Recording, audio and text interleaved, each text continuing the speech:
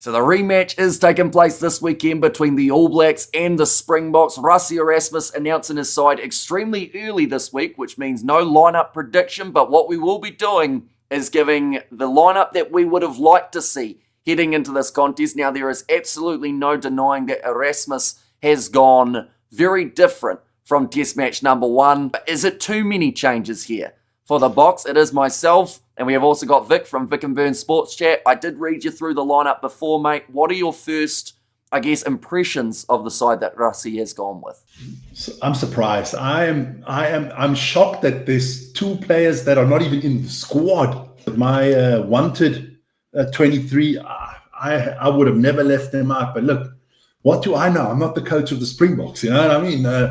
But I kind of we discussed before, I just think there's like a plan where he's not wanting to play anybody too much this year.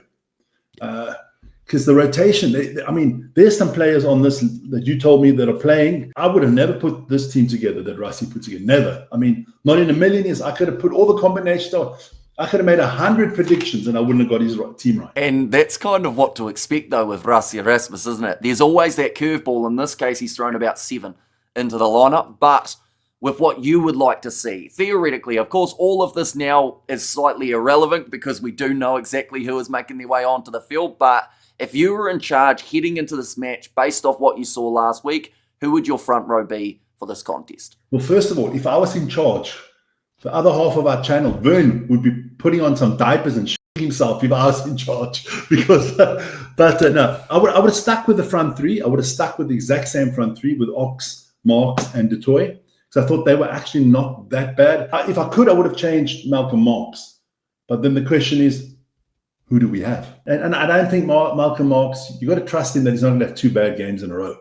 Yeah. Which would be very untypical of him to have 2 bad games in a row. He's not that kind of player. So I would have stuck with that front 3. And I've actually gone with the exact same. Oxenshire, Malcolm Marks, as well as Thomas Du Toit. I consider giving Wilco Lowe the opportunity in that tight head prop role. That one for me was almost 50-50, but if it worked last week, they might as well stick with it again. And we also did see some pretty decent scrum dominance at times from the box. I know that there was a patch where we didn't actually get a huge amount of scrums, even in the wet conditions. But as soon as every scrum went down, you knew there was going to be the massive shove. And that one, when we saw the Springboks pretty much bulldoze the All Blacks backwards, I think was kind of the epitome of what they wanted to do throughout the 80 minutes when it came to that set piece. Malcolm Marks, like you said, he doesn't often have 2 bad games in a row. No. And it would not surprise me one bit if he goes out at Sky Stadium and has about a 9 out of 10, gets himself, that's the thing. He did score. He scored up against the All Blacks at Eden Park. And even with that, some people gave him a rating as low as a 4 out of 10. Of course, there was that 50-22, the line out that didn't quite take place for the box. But, a couple little moments switching. And Malcolm Marks, he'll be back to world class. Everyone knows what he can do. But I love the fact that they've got Manus van der Merwe off the bench here too, rather than going with Jan-Hendrik Wessels. Other than the fact that, of course, Jan-Hendrik Wessels now playing loosehead rather than hooker for this game. But moving on to the locking jaw of what I would have liked to see, I actually really liked the combination they used in the second match up against the Wallabies. So if I was in charge, I would have gone Arge Snyman as the number 4 with Ruan Nokia slotting in at 5. I thought Nokia was extremely impressive up against New Zealand. Yes, there were a couple lineouts lost, but I don't think that blame can all go just on to the lock. Malcolm Marks was off with putting the ball in. And it just seemed to be almost uncharacteristic of the Springboks, the way that lineout was functioning. And maybe it was because New Zealand were putting on that little bit of extra pressure. I do think having Arge Snyman here in that number 4 jersey, don't get me wrong, Ludiaga, which is who they have selected, he will do phenomenal in this type of game. But I was tempted to have Etsebev still in the side. Me too. But Arge and Ruan, that is who I would have had as my lock-in duo. I would have stuck with the same 2 again with Eben and Norkia, and I had RG off the bench as well as Ludiaga off the bench. I actually had both on the bench, beef it up a little bit. I was thinking maybe, Eben and Ludiaga maybe start. Ruan Nokia off the bench because he gives you that option. He can still play other positions. Mm-hmm. But, again, Rassie, Ludiaga, Ruan Nokia, I don't think we've seen that combination a lot. In fact, we've hardly seen Arge Snyman start a game for the Boks, let alone with he's this like this, combination. how do you say, super sub kind of guy. But Yep. but funny enough, when at the URC last season, he played predominantly most of his games also came off the bench for Leinster in the URC, And he seems to just have that ability of, even if it's later on in a game, just switching to that 150% from the very get-go. So them having him off the bench for this contest, I do think will be a great thing, because the South Africans, I think once some of those subs were made, the likes of Sasha, Reinach, and whatnot, that made a big difference in the way that not just the Springboks were playing, but also mainly that attack in terms of the speed. And someone like an Arges Neyman to keep that ball alive, looking for those offloads. His one-handed passes and stuff like that, he does that well. I have no idea how he does it so smoothly. He has two men tackling him, just hanging on to the ball He thinks he's a basketballer. He thinks he's prime Kareem Abdul-Jabbar when he moves that stuff around, but he does it well. The bench last week brought us back in the game, so I thought, you got to have to. Some of the bench players have got to come in earlier now. That's why, we'll see it later when we get to 9 and 10. We knew that those changes were coming. Exactly. And loose forward trio, we knew that there was probably going to be a change here too. We do see Jesper Visser move into that number 8 jersey for the Boks with Sia Kolisi going back to 6. Is this exactly the same loose forward trio as you would have gone with before we knew the lineup? I actually dropped Sia Kolisi totally out of the team. Okay. Blasphemy on my part. No, I had Markov and Starting staying in the team because I actually thought he was quite disciplined, which is saying a lot. Obviously, Peter Steph the toy is going to be at 7 for me, and I did have Jasper Visser coming in because he's had a nice long break now.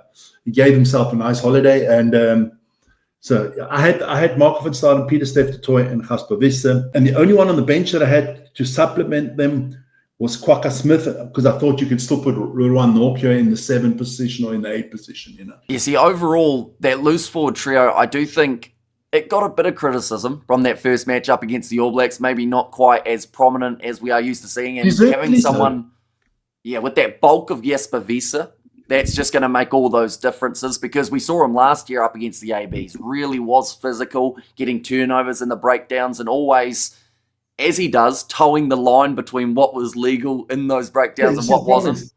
The problem is, when I made this and I said Markov and Starting and Jasper Visser in there, I was like, oh, that's a yellow card guaranteed. Because, if you put, and maybe that's why you put Sia in there, because I think if you put Jasper Visser and Markov and Starting, I guarantee if they're both on the field, one of them's getting a yellow card.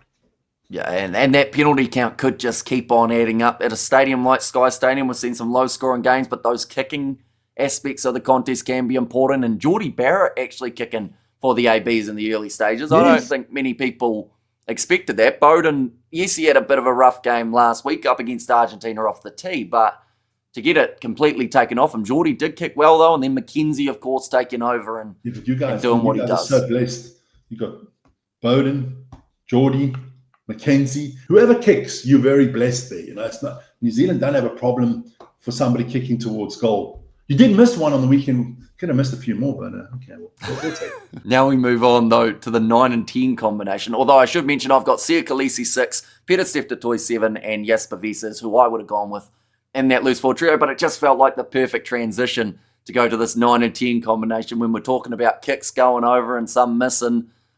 Cobus Reinach. So I've decided to give that number 9 jersey to. His impact off the bench was absolutely phenomenal. He's one of those players that sometimes he can come into a game and have about a 6 or a 7 off the bench, doesn't do anything crazy, but still, progresses that game a little bit. And also following up with Grant Williams, that's always a hard feat. But in this game, I think he outclassed him, didn't he?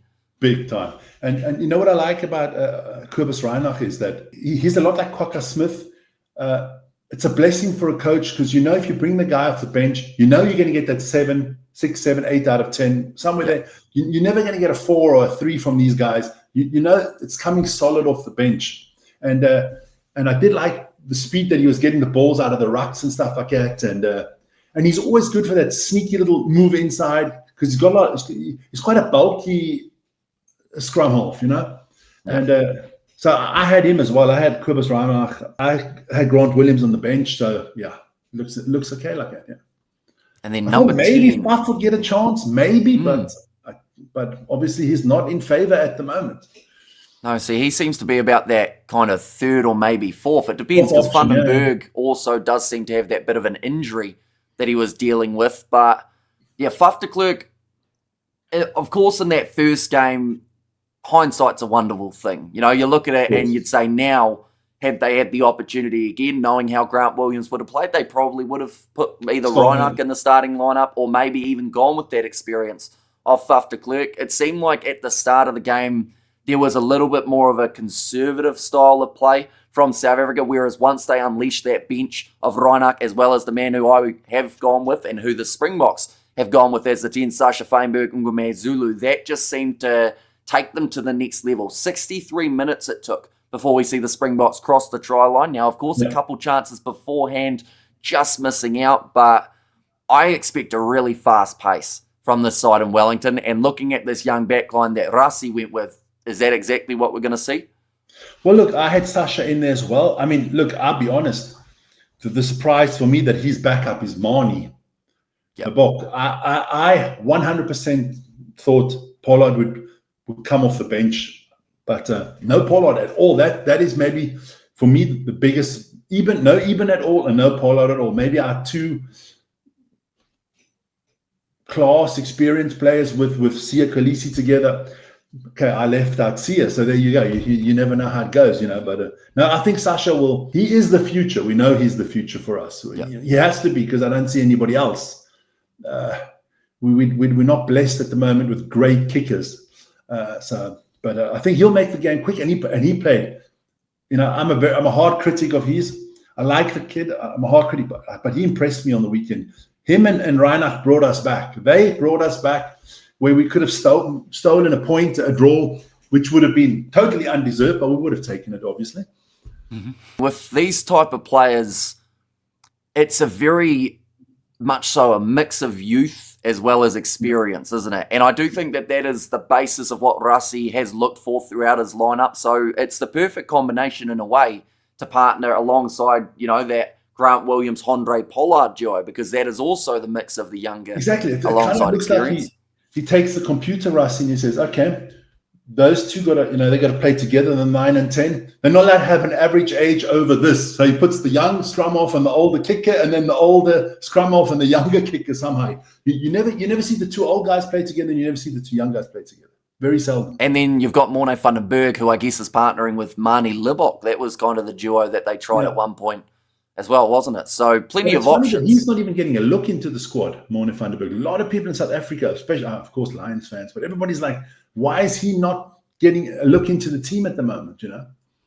Yeah, see, he had a great start, I thought, to the July Internationals. I think he picked up a little injury, but he has been available for matches where they haven't ended up selecting him. And the fact that it's not even Faf de Klerk who's getting the nod ahead as well, it just seems to be at the moment they've got those two main guys. But I can tell you right now, I feel like anyone outside of those other two, with the exception of Hasim Peed, it seems like no one really wants to see in that 9 and 21 jersey at the moment. Yeah. And my question is also, love Kobus Reinach, great player, but his age, is he going to be there in 2027? Yeah, he is already 35. He's actually about 6 months away from being 36. So he's looking at about 38 years old, maybe now, 37. Are you taking a 38-year-old scrum off to the World Cup?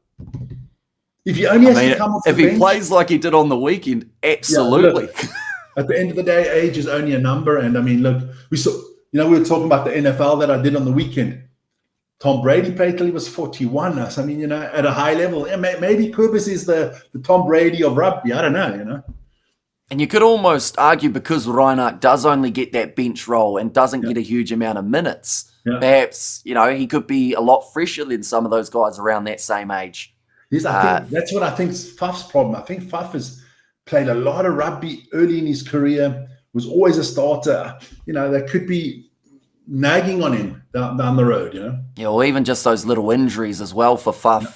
And then just any time someone gets injured in a squad with this much depth, you just straight down the pecking order. Look at Damien Valimza. Look at even Jasper Wiese. As soon as he got that suspension, even in a time where about 3 or 4 different number 8s are injured, because of that suspension, you give opportunities to other guys like Khaleesi, like Kobus Wiese, we even saw. in that number 8 jersey. But we'll move on to the centre. Speaking of giving new opportunities to players, we haven't seen the Damien de Allende or Jesse Kriel combo for the Springboks this game. If you were in charge, would you have gone with this combination of Damien Willemse at 12 with Kane and Moody at 13? I want to say that the answer is probably no. No, I'll be honest with you. I had Damien de Allende and I had Jesse Kriel in there. I mean, our captain is dropped totally. I didn't see Jesse Kriel, not even in the team. No Damien de Allende, not even in the team. So no, I would have gone de Allende, Kriel. Didn't see this one. I called for Willemse to start last weekend. I had him in as my 15. I didn't think Willie was good enough for the 15. He wasn't in the squad, but yeah, now he's playing on the 12. So yeah, I just say Rassie, It is. It's classic in terms of just not being able to predict it. Damien Willemse maybe off the bench was what people were expecting to see, but then that's also in the situation of you could end up saying that would have been in Andre Pollard's spot. So either way, I think it was going to be quite tricky with the selections Rassie went with to actually get Andre Pollard in there somewhere, unless, of course, he was willing to not give Manie Leblanc the chance. For myself, in that midfield combination, I actually would have loved to see Andre Esterhuizen as the 12 with Jesse Kriel as the 13. Now, 13. I actually don't think Damien de Allende had an awful performance. In fact, I think he was one of the better players out there on the field for the Boks. But I did expect some sort of change from Rassie in this contest. Jesse Kriel was the Iron Man of last Rugby Championship. I fully expected to see him play every single minute of this one as well. But Esterhuizen, I would say, looking back at that first test match, probably one of the most unlucky players not to get a chance in that game. Definitely with the situation and how the game progressed. Just having that little bit more physicality at the end, I think, could have done extremely well for the Boks.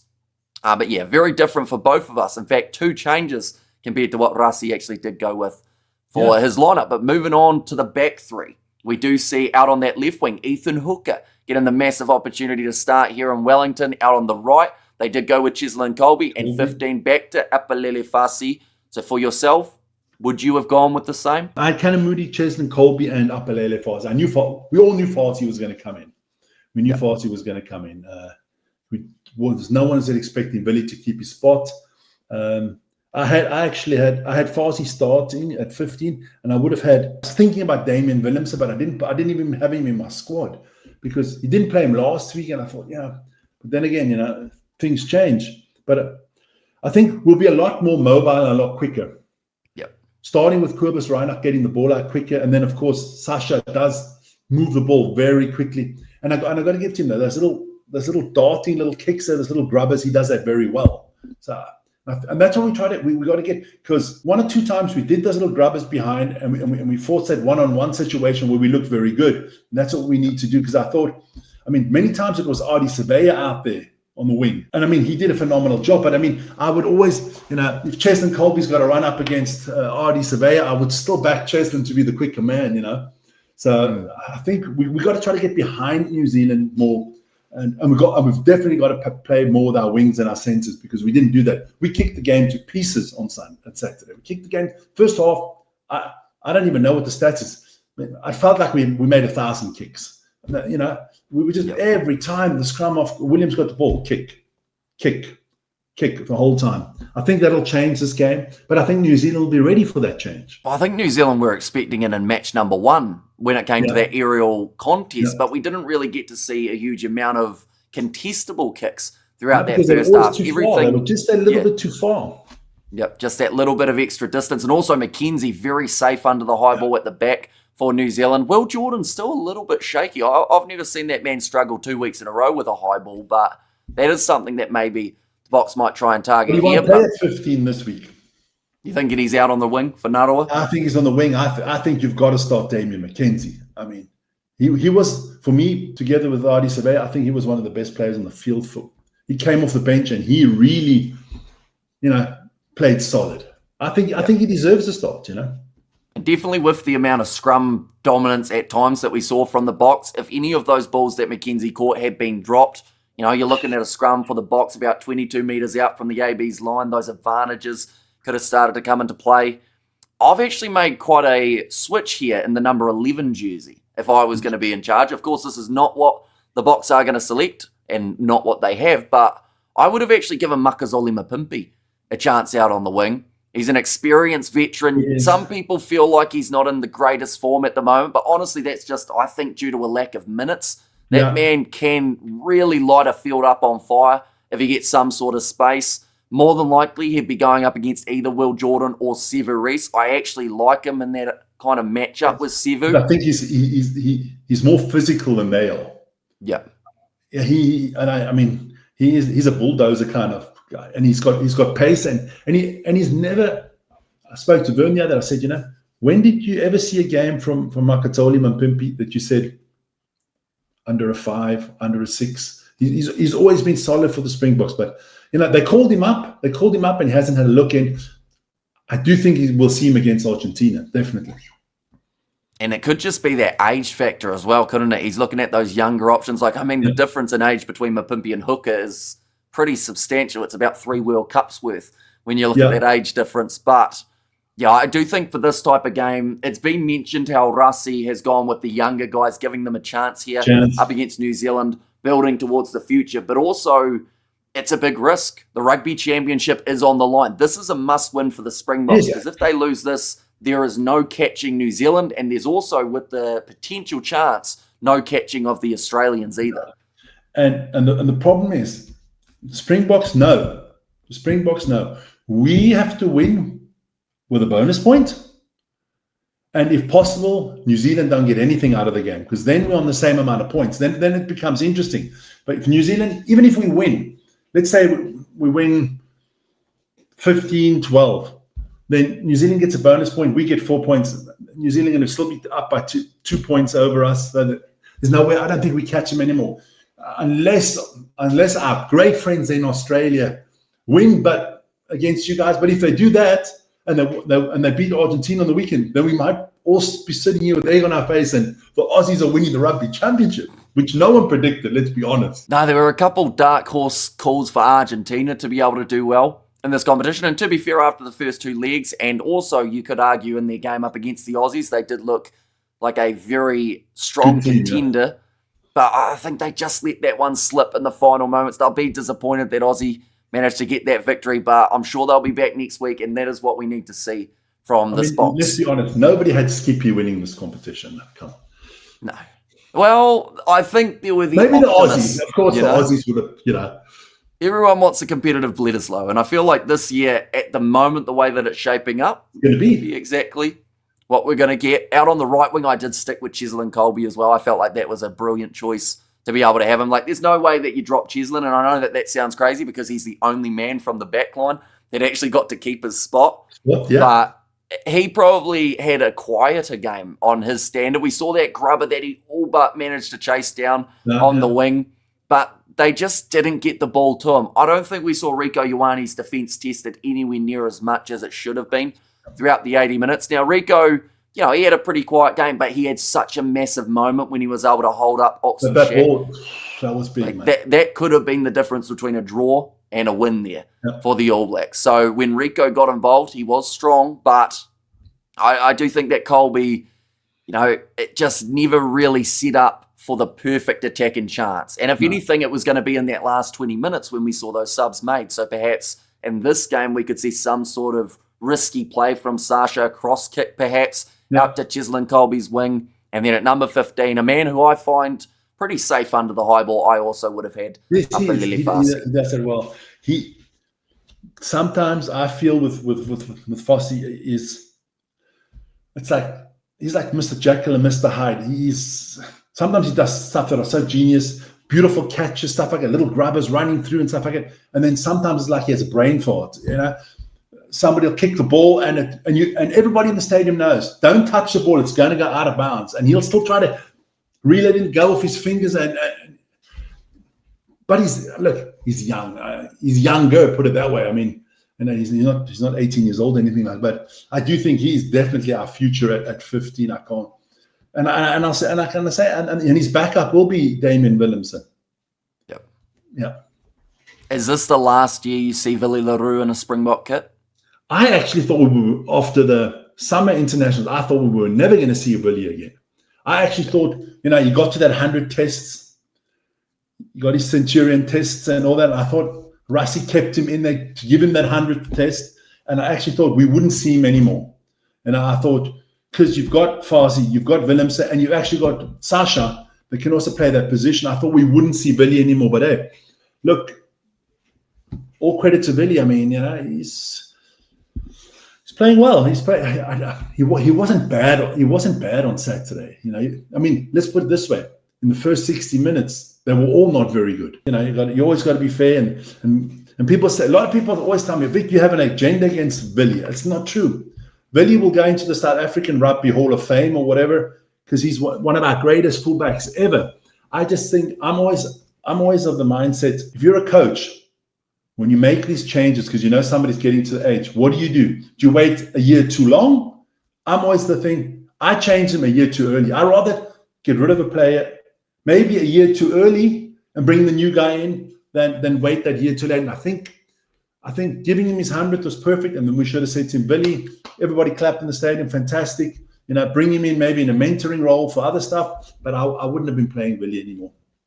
Well, in that 100th game, it almost felt like a send-off, didn't it? In terms of the celebration, and it looked like it was family like was there, giving him the flowers. You thought, okay, this is it, got to 100. But with Rassie, it wouldn't surprise me if he starts at the World Cup. I don't know, I just trying to read Rassie's brain is like, I don't know. The bench for this game, 6-2, 5-3. What would you have gone with in this scenario? I was going to go 5-3. Okay. Because I had Manus van der Merwe, and then I was Jan-Hendrik Wessels, and then I didn't have Wilco Louw in my team at all. I had Archie Snyman and Lou Thiago both off the bench, and I had Kwaka Smith there as well. But maybe I was a little bit too many loose forwards there. I had Ethan Hook on the bench, Grant Williams, and I had Andre Pollard. I didn't see Pollard not in the squad at all. That is for me.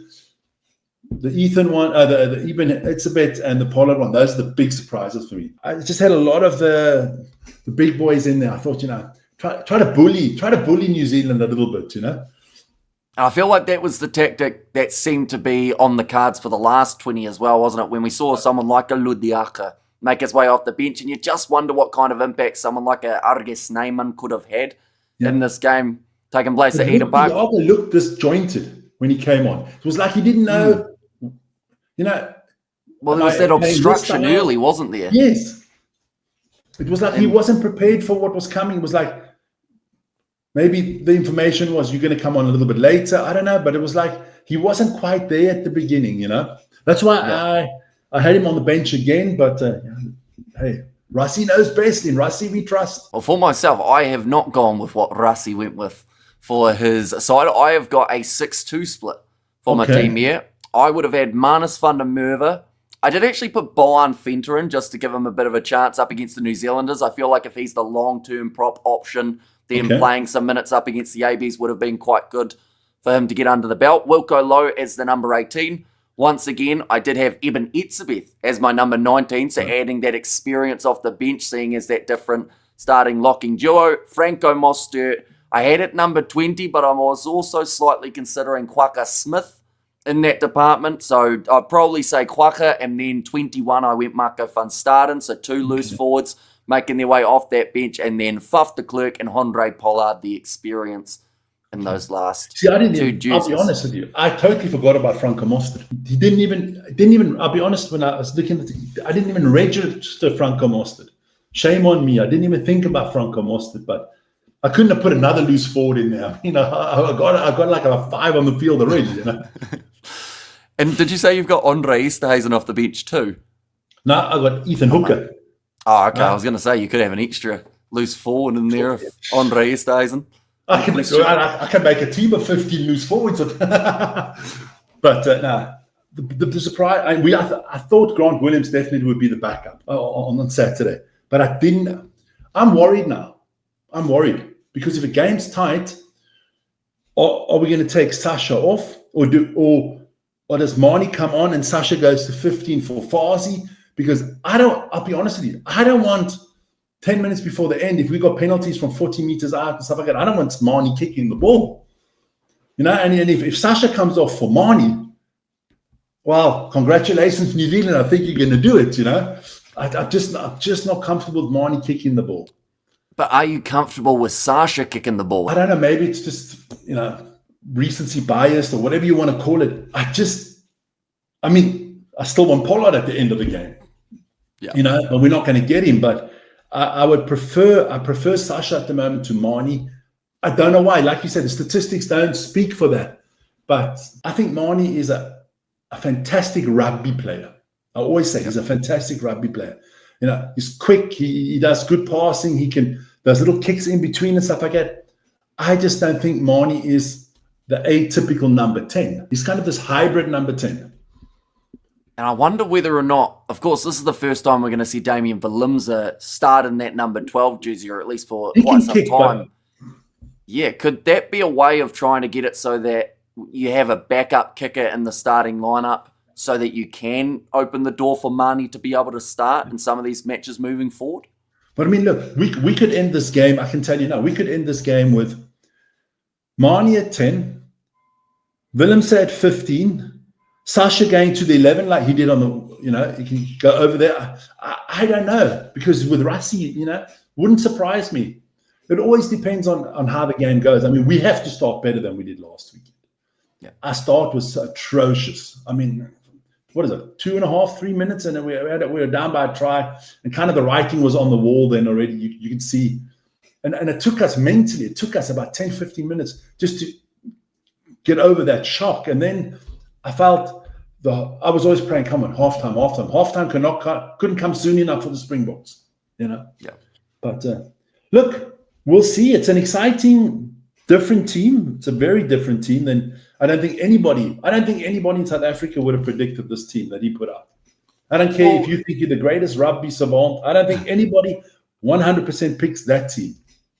No, because even if you're going with as many curveballs as you can, I feel like even in the forward pack in this scenario, picking Lutiaga as the 4 rather than the 5 alongside Nokia, and front row I think almost picked itself for that one. But yeah, very different looking backline than what we are used to seeing, but it could end up being a great thing. This could be the young side of the future for the South Africans, or it could be the other side of things, which is New Zealand can somehow, just because of that cohesion, that was something that South Africa were lacking over that game at Eden Park. So will this new side, which is reshuffled and has to find that way of regelling, is that when New Zealand early on in the game can really get that motor ticking over and try and get the early try? I'm going to go look at some statistics. I believe for the last 2 years now, I don't think there's an international rugby team of New Zealand, Australia, Argentina, South Africa, or anybody in the Six Nations. I don't think there's any team that makes as many changes as the Springboks made to their lineups in the last 2 years. I think we are chopping and changing. Unbelievable. I guarantee you, at max, 2 to 3 changes to the New Zealand team for the weekend. Max. I can't see Robertson going and making 7 changes. Why would he? You played well. You won. Why would he make 7? But Rassie, it doesn't matter if we win, if we lose. We are changing a hell of a lot of things all the time. It's like I don't know. It's like we've got to keep everybody happy at the moment. I don't know. I just find a lot. Not criticizing Rassie. Would never do that. Blasphemy. But I just think there's just a different plan in his head where he's going. When he started off, he always said his goal was that South Africa has this unbelievable depth. That's what he said. We need depth. I want 50 players that can play for me. That's a lot. His camps, he's inviting 50, 55 players to the camps as well. So I don't know. I just think it's a plan, but I'm looking forward to this one. Look, it's a big weekend. New Zealand, South Africa, we can have 2 games this weekend, not just 1, 2. But I think the one we're going to get thrashed, that's with the ladies. I think, look, as good as our ladies have been, you're going to thrash them. And I just hope we can somehow nip the one in Wellington so that I can speak to the other guys that were on the chat with us on Saturday. I need to talk to them again. Yeah, that one kicked off a little bit, didn't it? We decided, to be fair, when I think about it from an outside perspective now, having 2 South Africans talking to 2 New Zealanders just after the biggest game of the year. What did you expect? Yeah, it was always going to go a little bit in the hectic direction. I felt Also sorry the for you because F-bomb you were off in the the background there. You were quite quiet. You couldn't say anything. We just took over. I mean, it's your show, and we were going at it and stuff like that. Hey, but look, that is normal.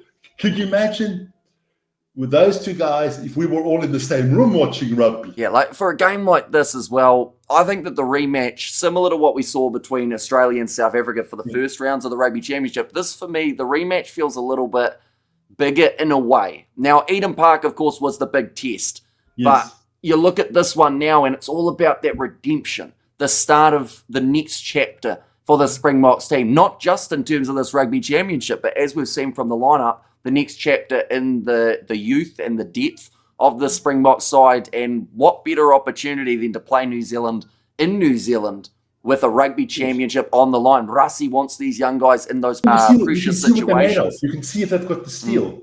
I mean, there isn't a bigger test for these young guys now. I mean, is there more pressure now that you can put on them? No. We're in New Zealand. We've lost the first game. The Rugby Championship's on the line. All these guys are vying for a place in 2027.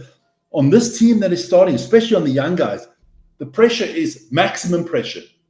Now the question is, do they crumble or is the pressure this? They handle the pressure and we get a few diamonds coming out of it. You know, that's the question.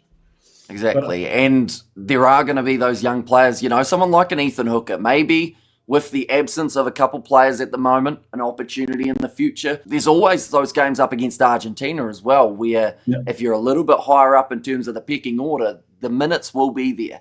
And the Rugby Championship, of course, for these guys, they also still hope that that opportunity will be there as well. I think the Rugby Championship's gone. You think? Is that even with a win in Wellington? Even with a win, I think, because I don't think we can win with a bonus point and stop you from getting a bonus point. I don't think it'll be that big a margin. I don't think we score 4 tries and keep you more than 7 points away from us. I can't see that happening.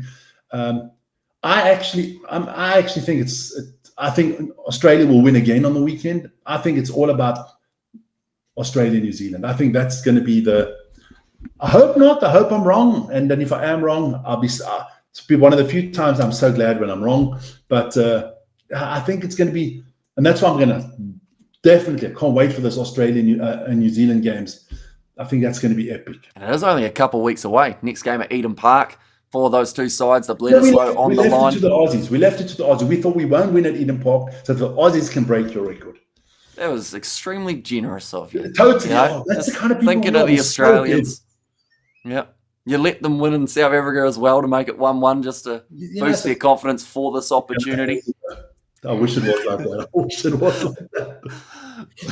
But nonetheless, we do thank you all very much for watching. Of course, like we said, this is not what we are predicting Rassie to go with, as the side has already been announced. There's some big pressure, some big opportunities, and of course, a massive matchup this weekend taking place between the two sides. But a big thank you once again, Vic, for coming on the channel. Anyone who doesn't know him, it is Vic and Vern Sports Chat. Be sure to check that out on YouTube as well. But thank you all very much for watching. If you did enjoy, be sure to leave a like and subscribe to the channel, and I will see you all for the next one.